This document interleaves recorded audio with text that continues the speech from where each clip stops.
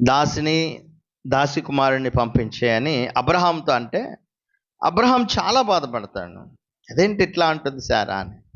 అయితే దేవుడే అంటాడు, అబ్రహామా, నీ భార్య నీకు ఈ విషయంలో ఏం చెప్పిందో అది నువ్వు విను.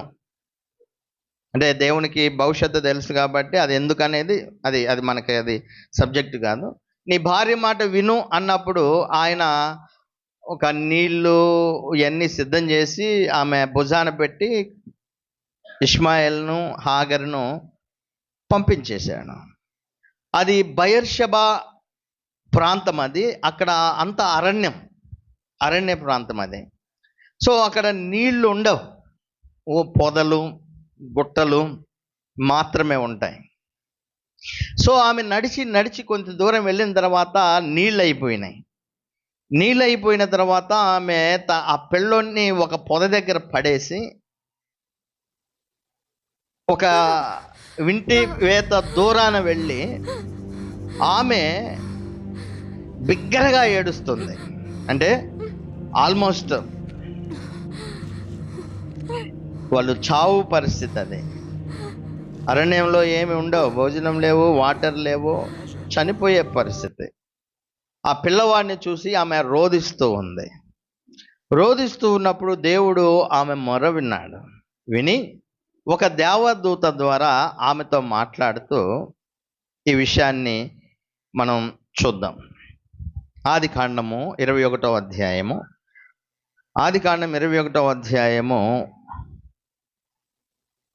19వ వచనాన్ని చూద్దాం. 19.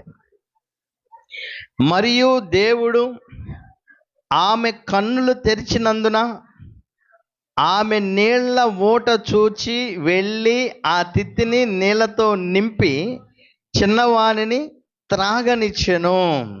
మీరు ఇక్కడ గమనించండి, అంతకుముందు అక్కడ నీటి ఊట అనేది హాగరుకు కనిపించిందా? కనిపించలా. ఆ నీటి ఊట హాగరుకు కనిపించలా. కానీ ఇదంతా లిటరల్గా క్లియర్గా జరుగుతున్నటువంటి విషయాలు, ఇవేమీ కట్టుకథలు కాదు, క్లియర్గా అక్కడ జరుగుతున్నటువంటి విషయాలు ఇవన్నీ కూడా. ఆమెకు కనిపించలా, అంతకుముందు ఆమె దగ్గరే ఉంది, ఆమెకు కనిపించలా. దేవుడు అప్పటికప్పుడు దాన్ని సృజించాడా, లేకపోతే అంతకుముందే అది ఉందా?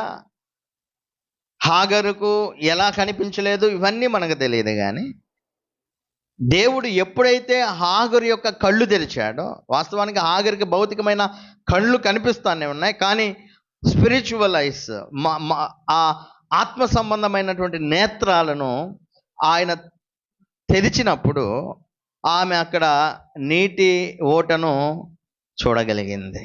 సో ఆ నీటి ఊట నీళ్ళు తీసుకొని తన కుమారుడికి ఇచ్చి ఆమె తాగి వాళ్ళు బ్రతికి, ఆ తర్వాత ఆ జనం గొప్ప జనాంగం అయినట్లు మనందరం చూస్తాం.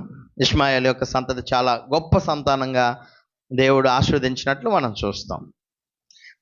ఇది ఒక సందర్భం. మరొక సందర్భం మీరు అందరికీ తెలుసు, మోయాబీయులు దగ్గరకు ఇశ్రాయేలీలు ప్రయాణమై వస్తూ ఉన్నప్పుడు ఐగుప్తు నుండి మోయాబు దేశము, మోయాబు రాజు ఏం చేశాడో మనందరికీ తెలుసు. బాలాకు బిలాము దగ్గరకు వెళ్ళి ఏమన్నాడు? బిలామును ఇశ్రాయేలీల్ని శపించమని కోరాడు. ఇశ్రాయేలీల్ని శపించమని కోరినప్పుడు ఆయన తన గాడిదను సిద్ధం చేసుకొని ఆ గాడిద మీద ప్రయాణమై వస్తూ ఉన్నప్పుడు ఆ గాడిద దారిన పోకుండా పొలాల్లోకి పరిగెడుతుంది.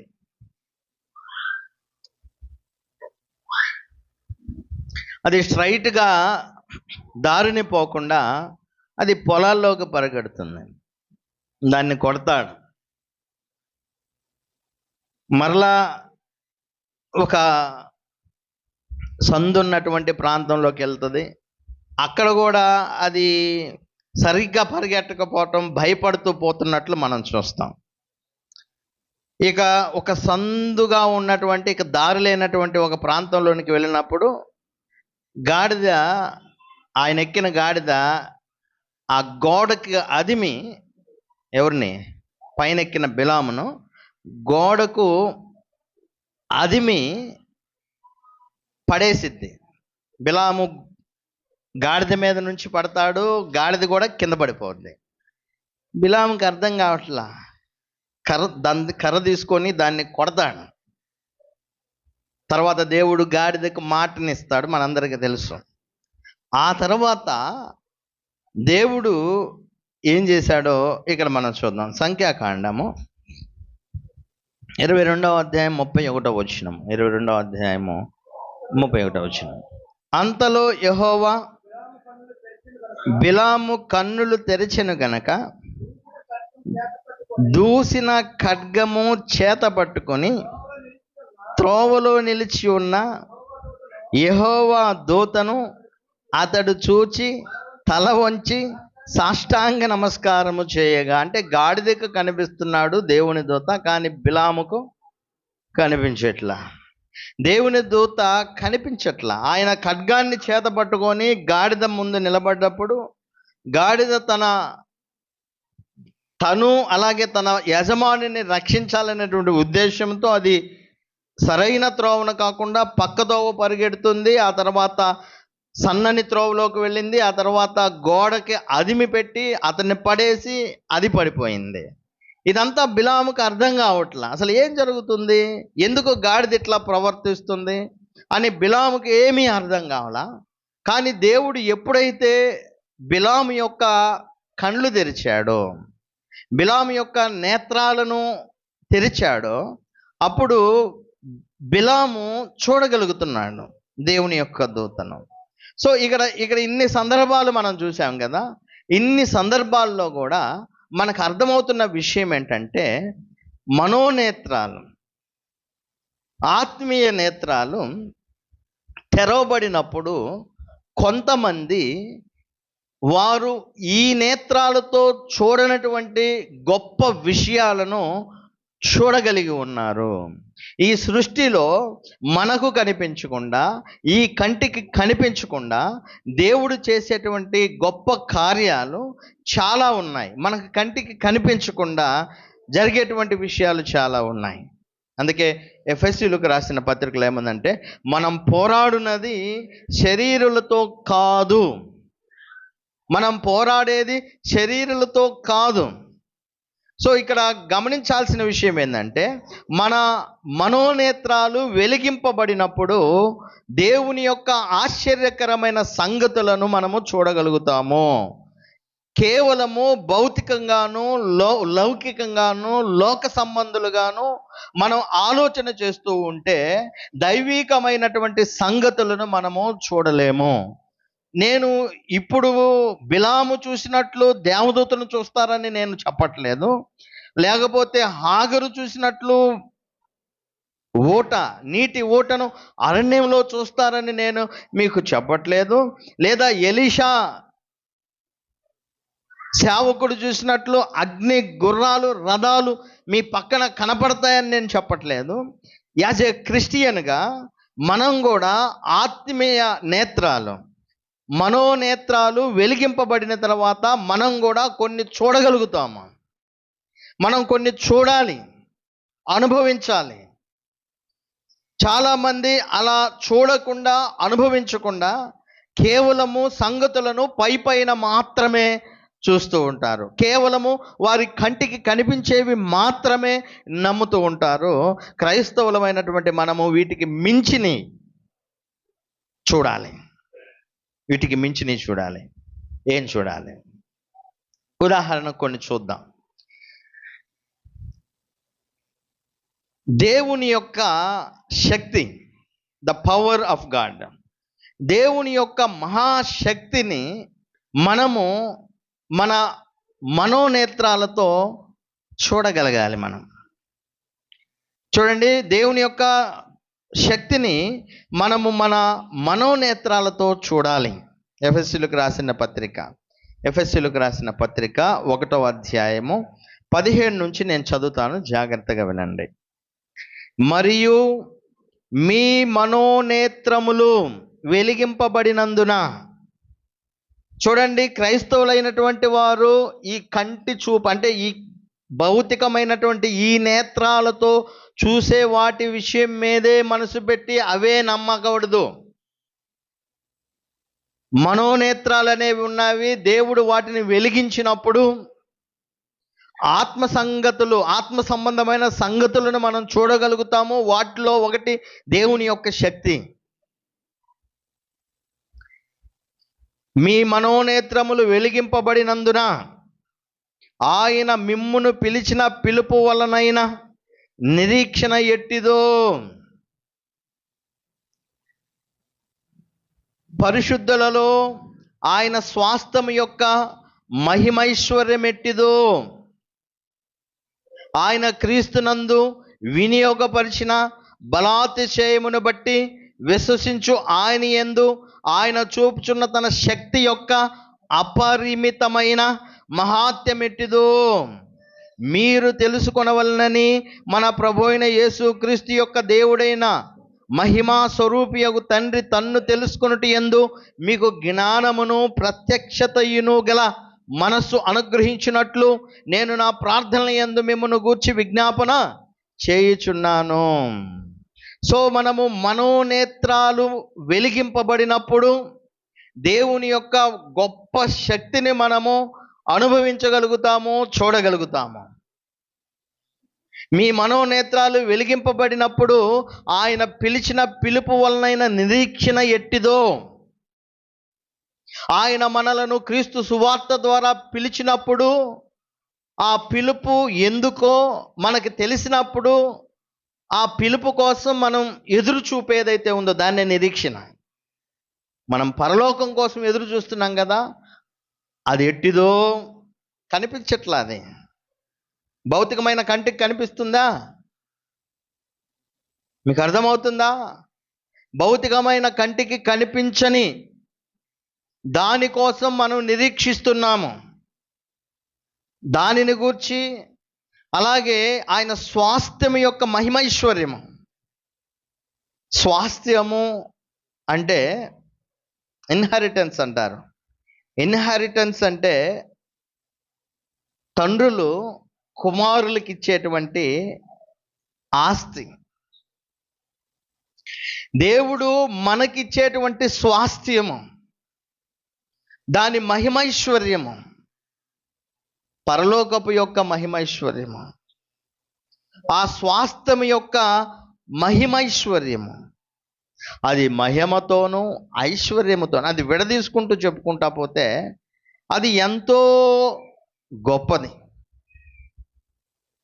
పరలోకపు మహిమైశ్వర్యము అది మన కంటికి కనిపించదు, కానీ మన మనోనేత్రాలతో వాటిని చూడాలి. మనం ఎప్పుడైతే మనోనేత్రాలతో గొప్ప విషయాలను మనం చూడమో, ఎప్పుడైతే మనోనేత్రాలతో దేవుని యొక్క గొప్ప సంగతులను మనం చూడలేకపోతామో, అప్పుడు కేవలం మనం భౌతికమైనటువంటి ఆలోచనలతోనే బ్రతుకుతూ ఉంటాం. ఇక్కడ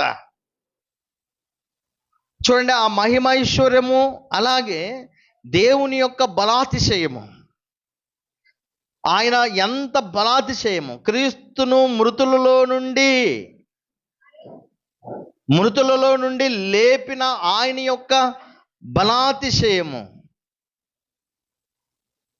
అలాగే విశ్వసించు మన యందు ఆయన చూపుచున్న తన శక్తి యొక్క అపరిమితమైన మహాత్యం ఎట్టిదో. విశ్వసించేటువంటి వారిలో దేవుడు చూపేటువంటి శక్తి అపరిమితం అంటది. దెర్ ఈజ్ నో లిమిట్స్ అండి. దేవుని యొక్క శక్తికి లిమిట్లు లేవు. ఎవరు దేవునిని విశ్వసిస్తారో, దేవుణ్ణి నిజంగా ఎవరు బలంగా విశ్వసిస్తారో, ఆ విశ్వసించేటువంటి వారిలో దేవుడు చూపేటువంటి శక్తి అపరిమితము, నో లిమిట్. ఏది ఎవరెస్ట్ శిఖరం ఎక్కుతాను నేను అంటే దేవుడికి దాన్ని మించెక్కిస్తాడు. అంటే దేవునికి ఆయన శక్తికి పరిమితము లేదు. నేను వారెన్ బఫెట్ అంటే ప్రపంచంలో కుబేరుడు ఒకప్పుడు. అంతకంటే నేను గొప్ప ధనవంతుడిని అవుతానా? నేను ఉదాహరణ చెబుతున్నాను, మీరు అవమానం కాదులే కానీ. అంటే ఎస్, దేవుడికి అది సాధ్యమే. వారెన్ బఫెట్కు మించినటువంటి ధనవంతుడు అవ్వగలవు. ఎందుకంటే దేవుని యొక్క శక్తికి పరిమితం ఉందా? అపరిమితమైన శక్తి. జాగ్రత్తగా వాక్యాన్ని వింటేనే మీకు అర్థమైంది. ఏదో దిక్కులు చూస్తూ ఉంటే ఏం అర్థం కాదు. దిక్కులు చూడకుండా దయచేసి దేవుని వాక్యం మీద మనసు పెట్టండి.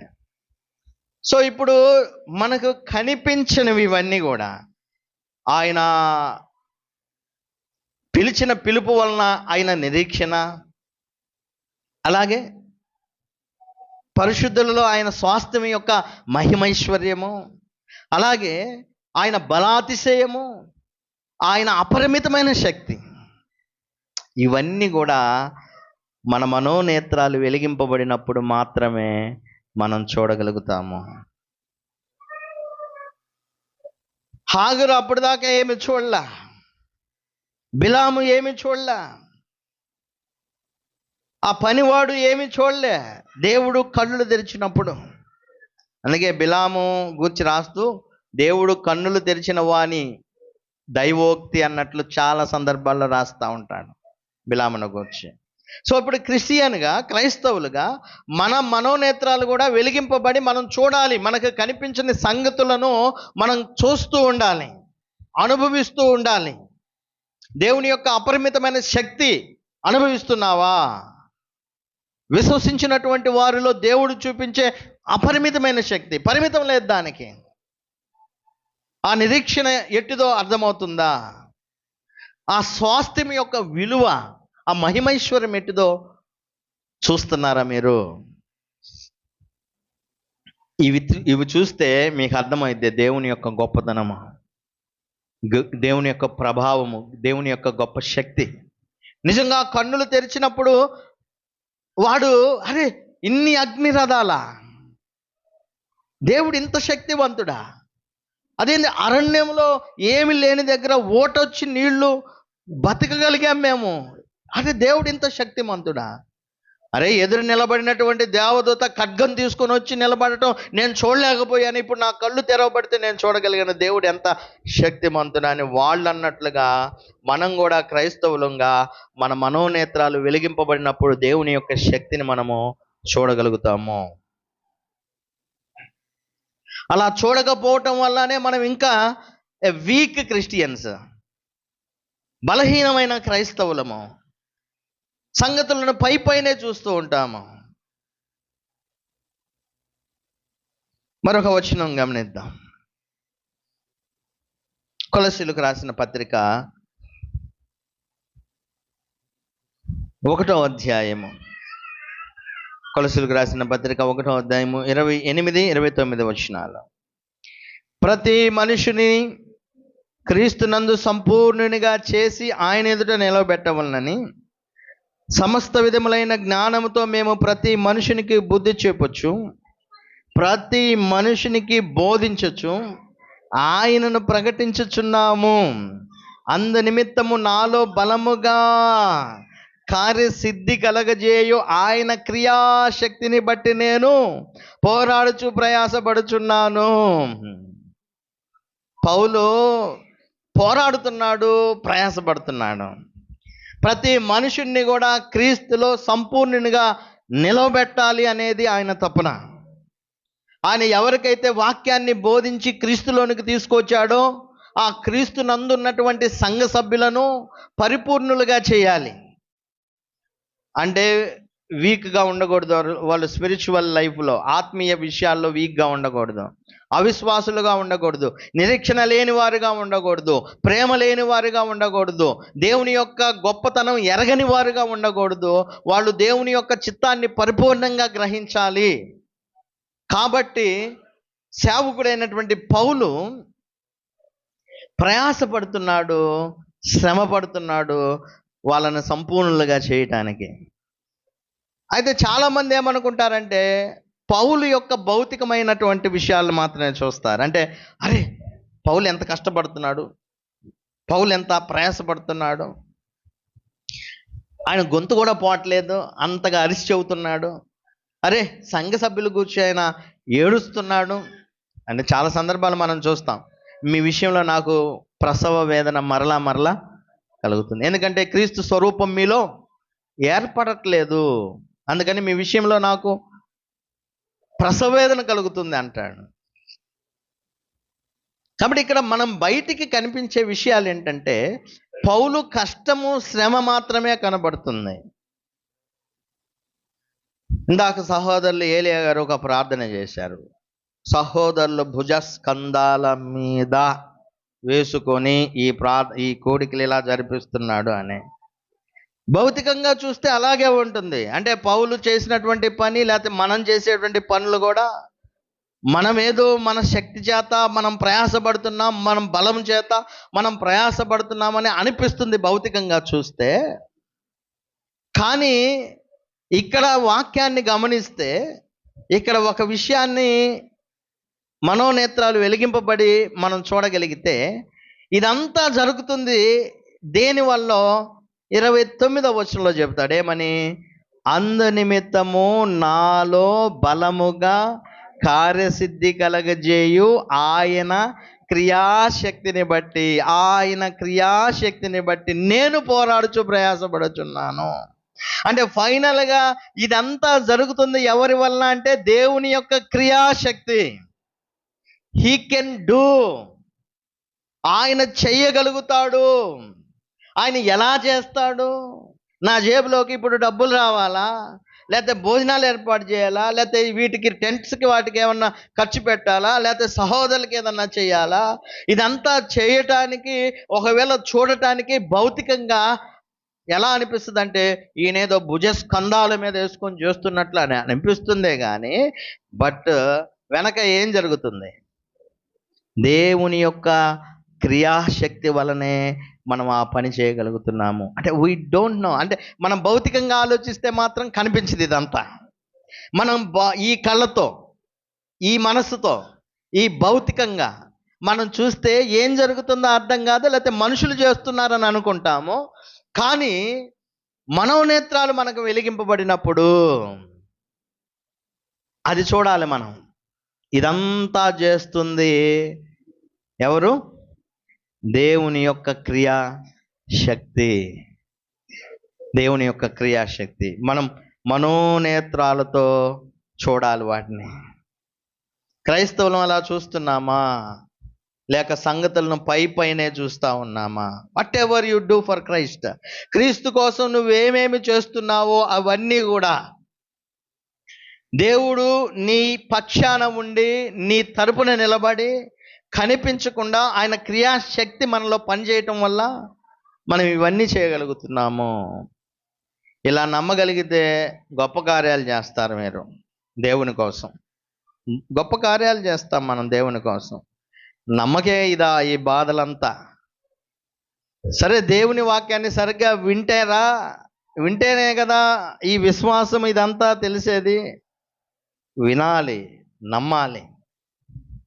సో మన మనోనేత్రాలు ఏమవ్వాలి? వెలిగింపబడాలి. ఫిలిప్పీలకు రాసిన పత్రిక 2వ అధ్యాయము, త్వరగా 2వ అధ్యాయము 12-13 వచనాలు. కాగా నా ప్రియులారా, మీరెల్లప్పుడూ విధేయులై ఉన్న ప్రకారము నా ఎదుట ఉన్నప్పుడు మాత్రమే గాక మరి ఎక్కువగా నేను మీతో లేని ఈ కాలమందును భయముతోనూ వణుకుతోనూ మీ సొంత రక్షణను కొనసాగించుకొనుడి. ఎందుకనగా మీరు ఇచ్చయించుటకును కార్యసిద్ధి కలగజేసుకొనుటకు తన దయా సంకల్పము నెరవేరుటకై మీలో కార్యసిద్ధి కలగజేయువాడు దేవుడే. ఇది కనిపించదండి మనకు. మనలో కార్యసిద్ధి కలగజేయువాడు ఎవరు? దేవుడే. దేవుని యొక్క శక్తిని మన మనోనేత్రాలు వెలిగించుకొని చూడాలి. యోధా 1:24, యోధా 1:24-25 వచనాలు. తొట్టిల్లకుండా మిమ్మును కాపాడుటకు, ఎలా? తొట్టిల్లకుండా మిమ్మును కాపాడుటకు, తన మహిమ ఎదుట ఆనందముతో మిమ్మును నిర్దోషులునుగా నిలవబెట్టుటకును శక్తిగల మన రక్షకుడైన అద్వితీయ దేవునికి, మన ప్రభు అయిన యేసుక్రీస్తు ద్వారా మహిమయు మహాత్యమును ఆధిపత్యమును అధికారమును యుగములకును పూర్వమును ఇప్పుడును సర్వయుగములను కలుగునుగాక. ఆమేన్. తొట్టిల్లకుండా మిమ్మల్ని కాపాడుటకు, తన మహిమ ఎదుట ఆనందముతో మిమ్మల్ని నిర్దోషులుగా నిలవబెట్టుటకు శక్తిగల మన రక్షకుడైన అద్వితీయ దేవునికి. ప్రియమైన సహోదరి సహోదరులారా, మనం దేవుని మీద పూర్తి విశ్వాసం ఉంచి మన విశ్వాసాన్ని అలాగే కొనసాగించుకుంటూ పోతే, ఏ విషయాల్లో తొట్టిల్లకుండా, ఒకవేళ తొట్టిల్లినా మన విశ్వాసాన్ని విడిచిపెట్టకుండా దేవుని మీద ఆధారపడి మన భక్తిని కొనసాగించుకుంటూ పోతే, ఒకరోజు మనల్ని నిర్దోషులుగా పరిశుద్ధులుగా తొట్టిల్లకుండా ఆయన మహిమ ఎదుట నిలబెట్టడానికి దేవుడే శక్తిమంతుడు. ఆయన పనిని చెయ్యగలుగుతాడు. చాలామంది భూమి మీద విషయాలు, అక్కడికి ఆ మహిమలోకి వెళ్తానంటావా, అక్కడికి ప్రవేశిస్తానంటావా, నాకు డౌట్గా ఉంది, నాలో లోపాలు ఉన్నాయి, నేను బలహీనుణ్ణి, నాకు సమస్యలు ఉన్నాయి, నేను పాపంలో ఉన్నా, ఇటువంటి విషయాలు జరుగుతూ ఉంటాయి మనకి. కానీ బైబిల్ ఏం చెప్తుందంటే, మీరు మనోనేత్రాలు వెలిగించి చూసుకోండి. దేవుడు, మన అద్వితీయ దేవుడు మనలను తన మహిమ ఎదుట ఆనందంతో నిర్దోషులుగా నిలబెట్టుటకు శక్తి కలిగిన వాడు. He has power. ఆయనకి శక్తి ఉంది. అది కన్నులు, మీ మనోనేత్రాలు వెలిగించి చూడండి. మీరు తొట్టిల్లకుండా మీకు సహాయం చేసి మిమ్మల్ని కాపాడి ఆ రక్షణలో, ఆ మహిమ ఎదుట మీరు ఆనందంగా నిలబడేటువంటి ఆ స్థితి కల్పించేది ఎవరు? దేవుడే. దేవుడే. కాబట్టి వీటన్నిటిని బట్టి దేవుని యొక్క శక్తి ఎంత గొప్పదో మీకు అర్థం కావాలండి. మీ మనోనేత్రాలు వెలిగింపబడితేనే దేవుని యొక్క ఆ మహా గొప్ప శక్తి మనకి అర్థమవుతుంది. అందుకే కొన్ని విషయాలు ఇక్కడ రాయబడి ఉన్నాయి. మన క్రైస్తవ జీవితం అంతట్లో కూడా మనం ప్రతి దానిలో కూడా దేవుని యొక్క శక్తిని చూస్తూ ఉండాలి. ఉదాహరణకి, the power of a risen saviour, మృతుల్లో నుండి తిరిగి లేచిన యేసుక్రీస్తు యొక్క మహాశక్తి. The power of the Holy Spirit, పరిశుద్ధాత్మ యొక్క శక్తి. ద పవర్ ఆఫ్ ప్రేయర్, ప్రార్థనలో ఉన్న శక్తి. The power gained from study of the word of God, దేవుని యొక్క వాక్యాన్ని చదవటం ద్వారా మనం పొందే శక్తి. దేవుని యొక్క వాక్యాన్ని చదవటం ద్వారా మనం పొందే శక్తి. అలాగే ద పవర్ ఆఫ్ ఫెయిత్, విశ్వాసంలో ఉన్నటువంటి శక్తి. The power of the promises of God, దేవుని యొక్క వాగ్దానాలలో ఉన్న శక్తి. ఇలా మనం చూసుకుంటూ పోతే చాలా ఉన్నాయి. దేవుని యొక్క శక్తి చాలా సందర్భాల్లో మనకి మన మనోనేత్రాలు వెలిగింపబడినప్పుడు మాత్రం మనం చూడగలుగుతాము. అది విశ్వాసములో, మనం చదివే వాక్యములో, మనం ప్రార్థనలో, ఇలా చెప్పుకుంటూ పోతే దేవుడు అనుగ్రహించిన పరిశుద్ధాత్మని ద్వారా ఆ శక్తిని మనం అనుభవించుకుంటూ పోతాం. వాస్తవానికి లోకంలో ఉన్నటువంటి వారికి ఇదంతా కూడా కొంచెం వెరితనంగా ఉంటుందంట. లోకంలో ఉన్నటువంటి వారికి కొంచెం మీనింగ్లెస్గా, అంటే అర్థం పర్థం లేనిదిగా, శక్తి లేనట్లుగా, అంటే భౌతికంగా ఆలోచించేటువంటి వాళ్లకు ఇదంతా కూడా పెద్దగా ఏం అర్థం కాదు. ఆ దేవుని యొక్క శక్తిని మనోనేత్రాలు వెలిగింపబడి దాన్ని చూస్తూ దాన్ని అనుభవిస్తున్నటువంటి వాళ్ళకి మాత్రమే దేవుని యొక్క శక్తి తెలుసు. దీని గురించి ఒక ఉదాహరణ ఉంది. అమెరికాలో సంథింగ్ అంటే బాగా చలి దేశాల్లో బ్యాటరీస్ ఉంటాయి కదా, అంటే కార్లు ఏం చేస్తాయంటే చాలా వరకు కార్లు ఆ మంచు వల్ల లోపల ఆయిల్ ఉంటుంది, ఇంజిన్ ఆయిల్ సంథింగ్, అది బాగా కూల్ అయిపోయి సీజ్ అయిపోయి ఇంజిన్ స్టార్ట్ అవ్వంటాయి. అది అంటే బ్యాటరీ ప్రాబ్లం ఉన్నటువంటి అవి. కానీ కొన్ని మాత్రము స్టార్ట్ అవుతూ ఉంటాయి, కొన్ని మాత్రం స్టార్ట్ అయ్యేటువంటివి ఉంటాయి. దేనికి అంటే వీళ్ళు ఎప్పుడూ కూడా ఆ కారులకు సంబంధించిన ఆ బ్యాటరీ ఏదైతే ఉందో దానికి వీళ్ళు పవర్ ఛార్జ్ చేస్తూ ఉంటారు. అది ఛార్జ్ చేస్తూ దాన్ని వాళ్ళు ఆన్ చేస్తూ ఉన్నప్పుడు అది పని చేస్తుంది. వీళ్ళు ఛార్జ్ చేయకుండా మంచులో అలాగే ఆ కార్లను పెడితే ఆ కార్లు తర్వాత వచ్చి స్టార్ట్ చేస్తే అవి స్టార్ట్ అవ్వవు. ఎందుకు ఈ విషయాన్ని మాట్లాడుతున్నాడంటే ఇక్కడ ఒక మాట ఉంది, batteries that are kept warm or these that are frequently charged will do the job.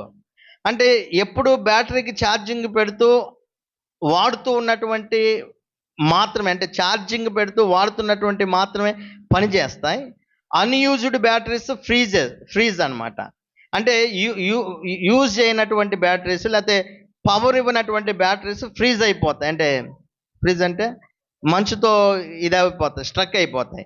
If you attempt to charge a frozen battery it can explode. అంటే ఒక్కసారిగా అంటే ఎప్పటి నుంచో ఫ్రోజ్ అయినటువంటి బ్యాటరీకి ఒక్కసారి ఛార్జింగ్ పెడితే అది పేలిపోద్దంట. అది పేలిపోతుంది. Unused spiritual batteries also die in the cold of unbelief అంటే అన్యూజ్డ్ స్పిరిచువల్ బ్యాటరీస్ అంటే ఉపయోగం లేని ఆత్మ సంబంధమైన బ్యాటరీలు అంటే మనమే. అంటే మనల్ని గురించి, వ్యక్తులను గురించి మాట్లాడుతున్నాడు.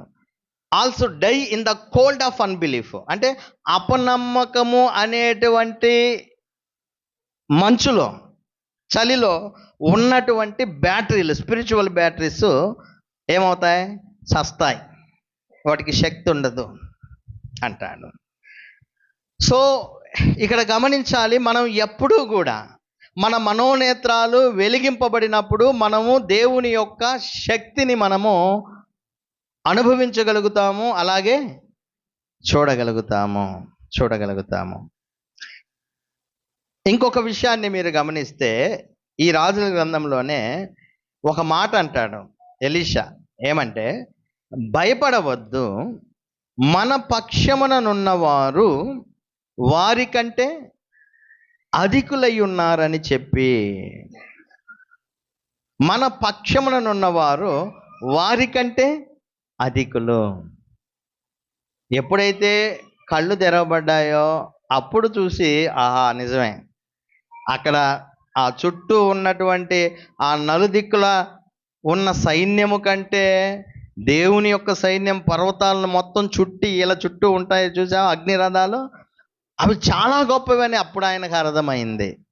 అలాగే దీన్ని స్పిరిచువల్ లైఫ్కి అన్వయించుకుంటే మనము, ఇది మన స్పిరిచువల్ లైఫ్కి అన్వయించుకుంటే మన కన్నులు తెరవబడినప్పుడు, మన మనోనేత్రాలు వెలిగింపబడినప్పుడు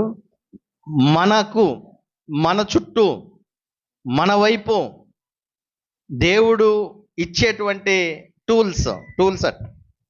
టూల్స్ అంటే పరికరాలు, ఇవి లోకంలో ఉన్నవి కంటే గొప్పగా ఉంటాయి.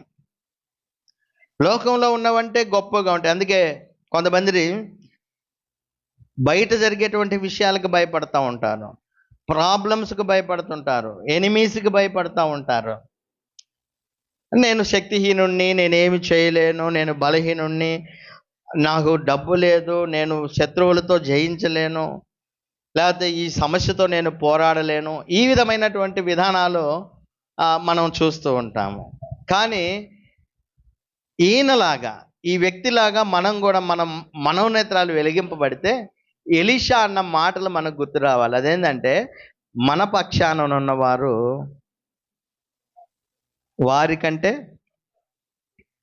బలవంతులు.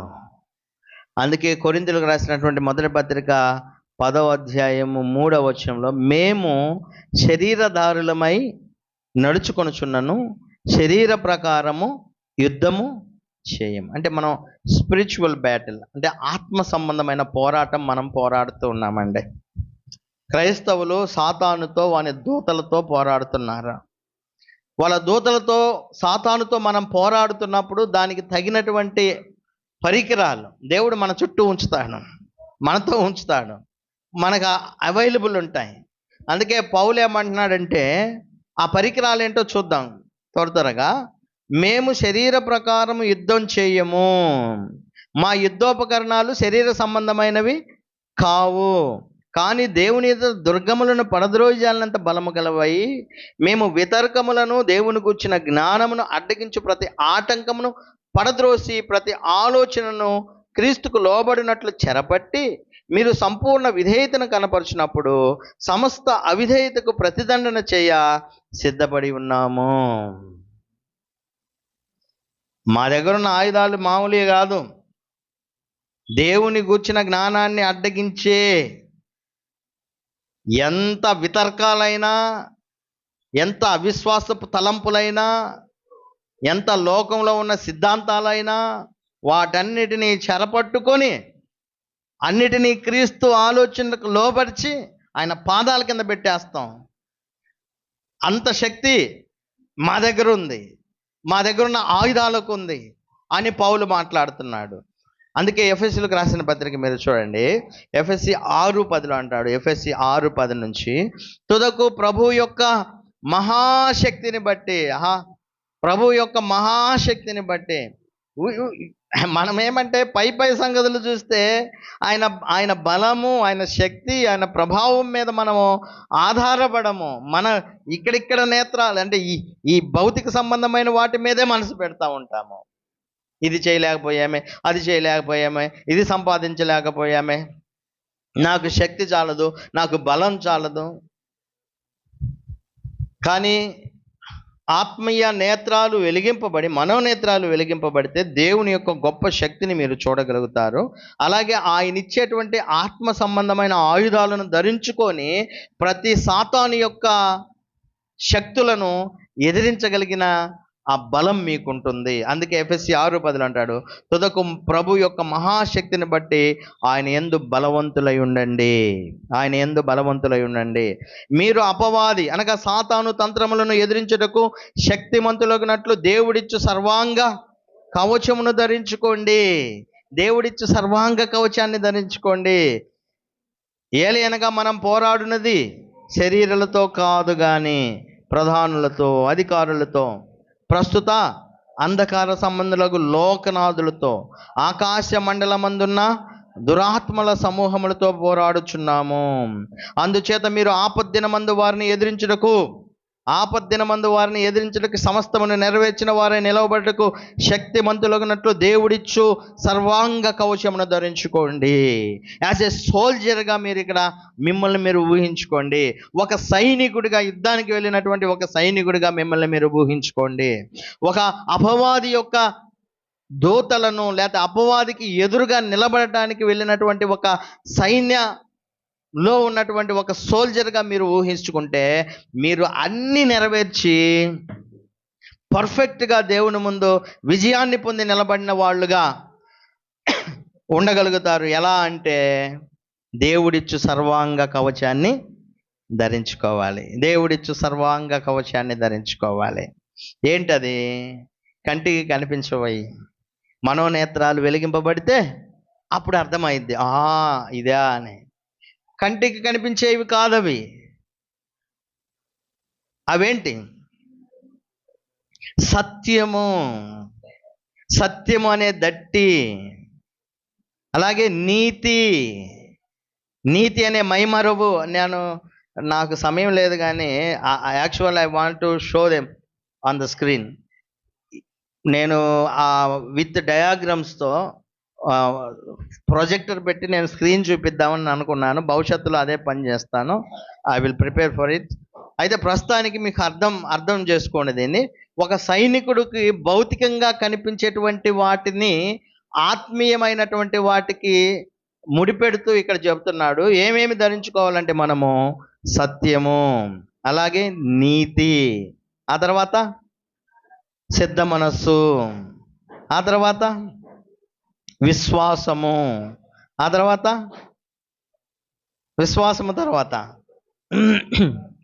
శిరస్త్రాణము, ఆ తర్వాత ఖడ్గము. ఖడ్గం అంటే ఏంది? దేవుని యొక్క వాక్యము. దేవుని యొక్క వాక్యం అనే ఖడ్గాన్ని. అలాగే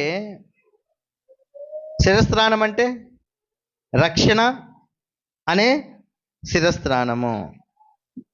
జోడంటే సిద్ధ మనస్సు. దట్ అంటే సత్యము. మైమరువు, పైనుండి కిందకి తొడుక్కునే మైమరువు అంటే నీతి. ఇవన్నీ కంటికి కనిపించకుండా ఉండేవి. సత్యము, నీతి, సిద్ధ మనస్సు, రక్షణ, ఖడ్గము, ఆత్మ సంబంధమైన వాక్యం అనే ఆత్మ ఖడ్గము. ఇవన్నీ క్రైస్తవులు ధరించుకునే వారై ఉండాలి.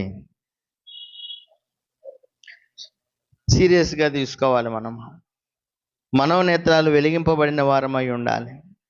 సంగతులను పైపైన మాత్రమే చూడకూడదు. ఆత్మ సంబంధమైన దేవుని యొక్క శక్తిని మనము అనుభవించే వాళ్ళుగా, తెలుసుకునేటట్లుగా ఉండాలి మనము. చివరిగా ఒక విషయాన్ని చెప్పి నేను ముగింపులోనికి వెళ్తాను.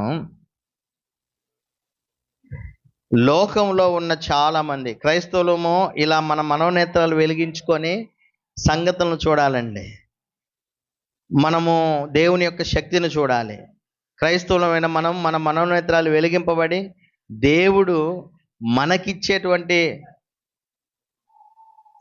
ఆత్మీయ యుద్ధంలో గెలుపొందటానికి మనకి అనుగ్రహించినటువంటి ఆ టూల్స్ అంటే పరికరాలు ఏంటో మనం మనోనేత్రాలతో చూడాలి. అవి మనం ధరించుకోవాలి. అయితే లోకంలో చాలామంది ఈ మనోనేత్రాలు వెలిగింపబడకుండా ఇంకా ఉన్నారండి.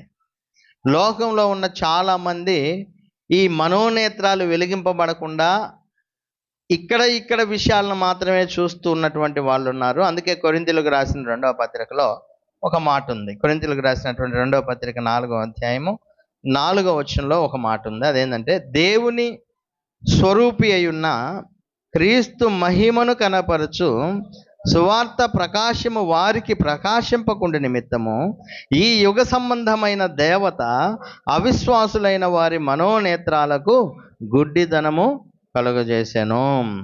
ఈ యుగ సంబంధమైన దేవత అనగా సాతాను. ఈ యుగ సంబంధమైన దేవత అనగా సాతానుడు. వాడు చేసిన పని ఏంటంటే అవిశ్వాసులైనటువంటి వారి మనోనేత్రాలకు గుడ్డితనము కలుగజేసి ఉన్నాడు. కాబట్టి మనోనేత్రాలు గుడ్డితనం కలిగి ఉన్నటువంటి లోకంలో ఉన్నటువంటి వారికి యేసుక్రీస్తు యొక్క సువార్త అనేది వాళ్లకు అర్థం కాదు. ఆ గ్లోరియస్ గాస్పెల్ అంటారండి, మహిమతో కూడిన సువార్త. ఎందుకంటే ఆ సువార్త ద్వారానే మనిషి రక్షణ పొందుతాడు. ఆ సువార్త ద్వారానే మనిషి పాప విమోచన దొరుకుతుంది. ఆ సువార్త ద్వారానే, అంటే ఆ సువార్తను విశ్వసించడం ద్వారానే మనిషి నిత్య జీవాన్ని స్వతంత్రించుకుంటాడు. అది మహిమ కలిగింది. కానీ లోకంలో ఉన్నటువంటి వారికి ఈ సువార్త అనేది వెర్రితనంగా కనిపిస్తుంది. 3 మేకుల మధ్య వేలాడి 3 మేకులు తీసుకోలేనటువంటి వాడు దేవుడెట్ట అవుతాడని చెప్పే దుష్టులు ఈ లోకంలో ఉన్నారు. అసలు ఆయన ఎందుకు సిలువలో ఆ వేలాడబడ్డాడో, ఎందుకు ఆయన తన రక్తాన్ని చిందించాల్సి వచ్చిందో, ఎందుకు ఆయన మరణించి సమాధి చేయబడి తిరిగి లేచాడో, ఈ విషయాలు అర్థం కానటువంటి వారు చాలామంది ఉన్నారు. వాళ్ళు ఆ ఎందుకు వాళ్ళు అలా ప్రవర్తిస్తున్నారంటే వారి మనోనేత్రాలు ఏమైనాయి, గుడ్డితనం. వాళ్ళు చూడలేకపోతున్నారు విషయాలను. మనకైతే నిజంగా మన మనోనేత్రాలు ఏమైనాయి? నేను ఇప్పుడు దాకా ఏం చెప్తున్నా అంటే, మన మనోనేత్రాలు సువార్త చూడటానికి, మన హృదయంలో అది వెలగటానికి వెలిగింపబడ్డాయి. మనం వెలిగింపబడ్డాము. ఇంకా చూడని కొన్ని ఉన్నాయి, చూడాలి. మనము దేవుని శక్తి ఏందో చూడాలి. దేవుడు మనకు అనుగ్రహించినటువంటి ఆత్మ సంబంధమైనటువంటి ఆయుధాలు ఏంటో మనం చూడాలి, వాటిని అనుభవించాలి, చెయ్యాలి. అలా కాకుండా ఉంటే యూజ్లెస్ క్రిస్టియన్స్ మనము. అంటే పనికి రాని, ఇందాక చెప్పాం డెడ్ బ్యాటరీస్ అంటారు చూసావా, అంటే పనికి రాకుండా పోయేటువంటి క్రైస్తవులు అవుతాం. మనకు అదొద్దు. మన మనోనేత్రాలు వెలిగింపబడి దేవుని యొక్క గొప్ప సంగతులు మనం చూడాలి, వాటిని చూస్తూ ముందుకు కొనసాగాలి. అయితే లోకంలో ఉన్నటువంటి వారు ఉన్నారు, వాళ్ళు ఇప్పటికీ కూడా యేసుక్రీస్తు యొక్క సువార్త వాళ్ళకు అంటే వాళ్ళకు వెలిగింపకుండా ఉంది వాళ్ళ హృదయంలో. కారణం ఏంటి అంటే వారి మనోనేత్రాలకు గుడ్డితనము కలిగింది. సో మనోనేత్రాలకు గుడ్డితనం కలిగి ఇప్పటి వరకు సువార్త ఎవరైతే అంగీకరించట్లేదో, మీరు గమనించండి, అపవాది మీ మనోనేత్రాలకు గుడ్డితనం కలగజేశాడు. ఈనాడు అన్ఫెయిత్ఫుల్ ఎందుకో సైన్స్ అంటారు కొంతమంది, అలాగే ఓల్డ్ రిలీజియన్, మా పాత మతం ఉంది, మాది పాత మతము, దాన్ని మేము అనుసరించాలంటారు కొంతమంది ఉద్దేశపూర్వకంగా క్రైస్తవ్యాన్ని అసహించుకునేటువంటి వాళ్ళు ఉంటారు. వీళ్ళందరికీ కూడా పైన విషయాలే చూస్తూ ఉంటారు. వీళ్ళు దేవుని యొక్క రక్షణ సంకల్పం వాళ్ళకి తెలియదు. యేసుక్రీస్తు ఎందుకు వచ్చాడో వాళ్ళకి అర్థం కాదు. ఎందుకంటే వాళ్ళ మనసులు, ఆత్మీయ నేత్రాలు ఏమైనాయి? గుడ్డివైపోయినాయి. అవి తెరుచుకోవాలండి. అవి తెరుచుకోవాలంటే ఏం చేయాలా? 2 విషయాలు చెప్పి నేను ముగిస్తాను, 2 వచనాలే చెప్పి ముగిస్తాను. అవి తెరుచుకోవాలంటే ఏం చేయాలి అంటే, అక్కడే వచనంలో ఉంది ఏమని? అవిశ్వాసులైన వారి మనోనేత్రాలు గుడ్డితనం కలిగి చేయబడ్డాయి. ఇప్పుడు దాన్ని మీరు ఆలోచించండి. వాళ్ళకి గుడ్డితనంలో నుండి బయటకు రావాలంటే విశ్వాసం ఉండాలి. వాళ్ళకి విశ్వసించాలి. విశ్వాసం అనేది కంటికి కనిపించేది కాదు, కంటికి కనిపించినవి ఉన్నవి అని నమ్మటం. కంటికి కనిపించినవి ఉన్నవని నమ్మటం, అది విశ్వాసము. అందుకే ఒకనొక సందర్భంలో ఒక మోగదయ్యం పట్టినటువంటి వాడిని శిష్యుల దగ్గరికి ఒక వ్యక్తి తీసుకొని వస్తే వాళ్ళు వెళ్ళగొట్టలేకపోయారు. అప్పుడు యేసుక్రీస్తు దగ్గరికి వచ్చి, అయ్యా బోధకుడా, నీ శిష్యుల దగ్గరికి నా కుమారుణ్ణి తీసుకొచ్చాడు, వాడికి మోగదయ్యం పట్టింది, వాడికి తరచూ కింద పడి నురగ కార్చుకుంటా ఉండేటువంటి వాడు, ఆ దయ్యం పట్టి నీ శిష్యులు దాన్ని వెళ్ళగొట్టలేకపోయారన్నప్పుడు యేసుక్రీస్తు ప్రభువారు ఒక మాట అంటాడు. ఏమంటాడంటే, అవిశ్వాసులైన చెడ్డ తరము వారు. అంటే చూడండి, ఆ వచనాన్ని మీరు గమనించినట్లయితే, అవిశ్వాసులైనటువంటి వారు. మార్కు సువార్త 9వ అధ్యాయం ఒకసారి చూడండి.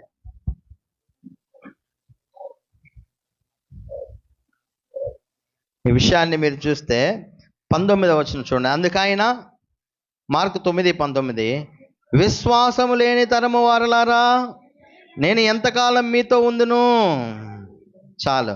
విశ్వాసం లేని వారలారా, మీరు మీ తరము వల్ల నేను మీతో ఎంతకాలం ఉందానని చెప్పి 23వ వచనంలో ఏమంటాడంటే, నమ్ముట వలన, అందుకే యేసు నమ్ముట నీ వలనైతే నమ్మువానికి సమస్తము సాధ్యమే అని చెప్పాను.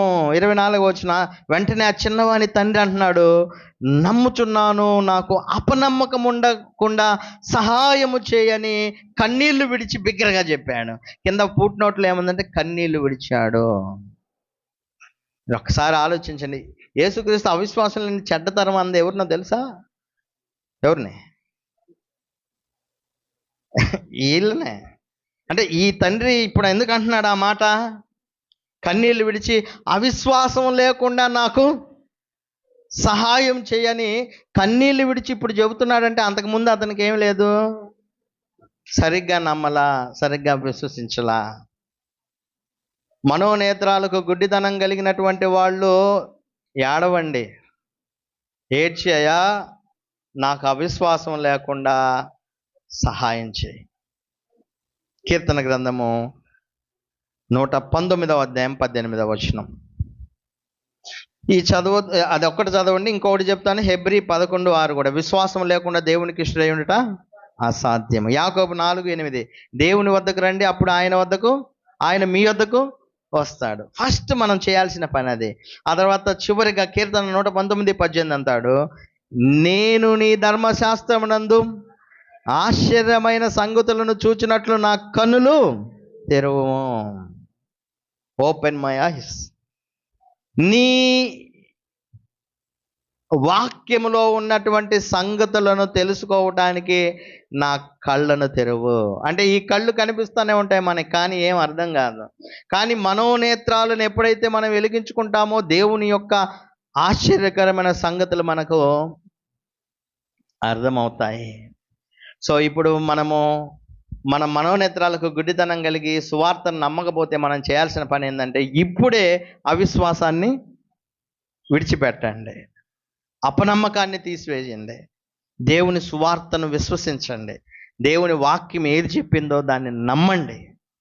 ఆ తర్వాత దేవుని ఆశ్చర్యకరమైన సంగతులు చూచేటట్లు నా కన్నులను తెరువు అని దేవునికి ప్రార్థన చేయండి. దీనికోసం ఏడ్చైనా ప్రార్థన చేయండి. దేవా, నా మనోనేత్రాలను వెలిగించి ఆత్మ సంబంధమైన సంగతులు నాకు అర్థం చేసుకునేటట్లు శక్తిని ఇవ్వండి, సహాయం చేయండి అని ప్రార్థన చేద్దాం. దేవుడు అటువంటి శక్తిని, సహాయాన్ని మనకు ఖచ్చితంగా దయచేస్తాడు. మీ అందరికి కూడా హృదయపూర్వకమైన వందనాలు తెలియజేస్తున్నాను. అలాగే అవకాశం ఇచ్చినటువంటి సహోదరులకు కూడా ప్రత్యేక వందనాలు.